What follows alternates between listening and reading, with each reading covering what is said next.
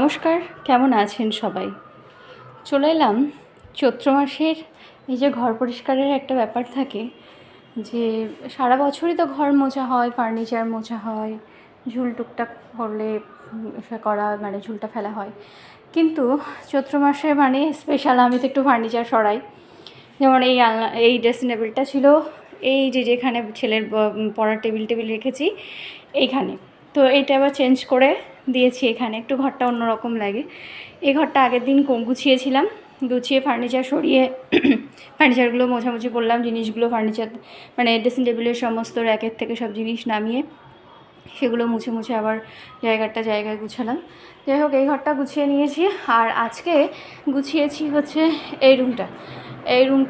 এই যে এইখান থেকে সব জিনিসগুলো নামিয়ে সব মুছে জায়গায় দিলাম। জানলাগুলো মুছলাম, গ্রিলগুলো মুছলাম। আর হচ্ছে এখানে এই যে বেড কভার চেঞ্জ করলাম, বেডটার মুছলাম ফার্নিচারের যাতে যেখানে ধুলো পড়েছিল এইগুলো সব নামিয়ে গুছিয়ে পরিষ্কার করলাম।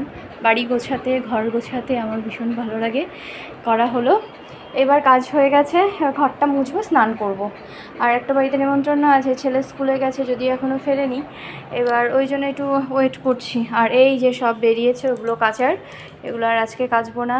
আর ওইখানে সব ডাস্টবিনে সব ঘরের থেকে বাতি জিনিসপত্র বেরিয়েছে, এগুলো সব পরিষ্কার হওয়ার পরে একবারে ফেলে দিতে হবে, বা এক জায়গায় ডাস্টবিনে এগুলো রেখে পুড়িয়ে দেবো, এরকম কিছু একটা।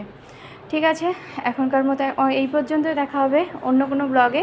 তবে এতক্ষণ ধরে আমার ভিডিওটি দেখার জন্য অনেক ধন্যবাদ।